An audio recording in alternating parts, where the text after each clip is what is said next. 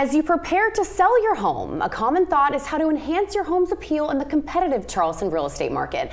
Joining us with tips on how to ensure a successful sale is Roni Haskell, broker and senior real estate specialist for Keller Williams. Roni, it's great to have you back in the studio. Thank you so much. I'm honored to be here. So when we think about, putting our home on the market, I feel like a common thought is staging. How important is staging your home? Well, the National Association of Realtors tells us that a home that is staged can sell for as much as 6% over a home that is not staged. Wow. So it's a pretty big increase, very important. Yeah, the proof is in the pudding for sure. And now, when it comes to staging, what does the process look like? Is it expensive? Well, it can be. It can be very costly, but I would say get your agent, your real estate professional involved very early on, because oftentimes people will not need to stage every single room of a property. They can really restrict it to some main areas. There are some very popular TV shows that have been telling us for a long time to neutralize walls and to depersonalize, but then what do we do with those things that we've pulled back on? So there are some mistakes, but getting your real estate professional involved early on can be instrumental. Okay, and now it can be very expensive, I'm assuming, but are there ways to kind of cut cost? Yes, and so one thing that we have now technology for is virtual staging. So that's kind of leading to some cost savings for our clients. Yeah, how does that process, what does it even look like, virtual staging? Yeah, so we take the professional photographs and we will actually strip them of any existing furniture that's in the space.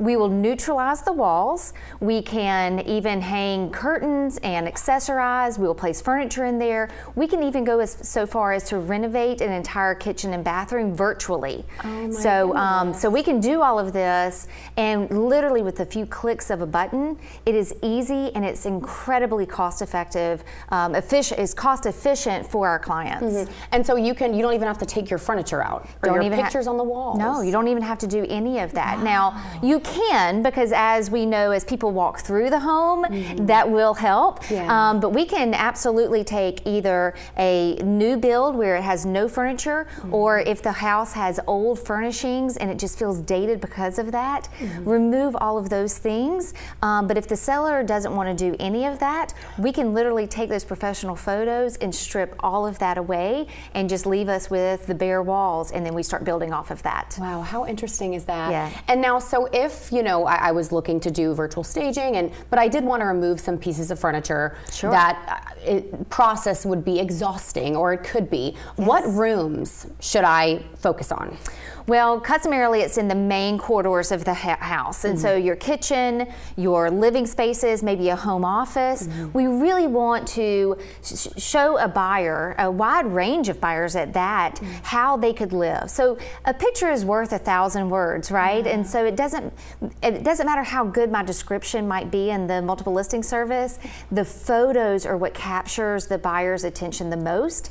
And so we can really focus on those main areas of the home, those main living areas, and have the best impact. And now, selling your home, it's a very personal process that people go through, and I could imagine some people are like, you know what, I can do this better than anyone else can. It's my home. What are the common mistakes you see of people who choose to self-stage their home? Sure. Well, oftentimes we live in our homes, and so we get comfortable there, and we don't see the fine details oftentimes, the smudges on the walls, and all of that is very impactful. So getting an extra set of eyes into the space helps, but when we're talking about specifically staging a home, we've chosen colors and we've chosen furnishings that we like, right? But we need to neutralize it. Think of the model homes in our industry of new construction. It's all very neutral colors, and that's because we want to reach a broad spectrum of buyers. And so by doing it with the mindset that it's very neutral, and sometimes that means bland to certain people that like a lot of color, but it really is impactful when we are talking about staging. So not a lot of color, and then when you start paring down those personal things and start tucking things away, a big mistake that people make is they end up putting it in the closets or filling garage spaces with furniture, and we want to, if you're going to pare down, really pare it down. And now, just quickly, can you talk a little bit about the Charleston real estate market right now, what it looks like? Oh, sure. So it's starting to normalize, thankfully. So we are seeing sales happen. January and February, our market sold within 97% of its list price. That's a pretty healthy market. 50 days on the market was average for January and February. So it's not really a seller's market anymore, but it's not full-on buyer's market either. Again, we're starting to see some normalization in our market, and there's some really positives to that for both buyers and sellers. Yeah, wonderful opportunities for Yes, both there parties. Roni Haskell, thank you so much for joining us today. And thatscrealestatechick.com is where you can find her. Yes, We're back after this.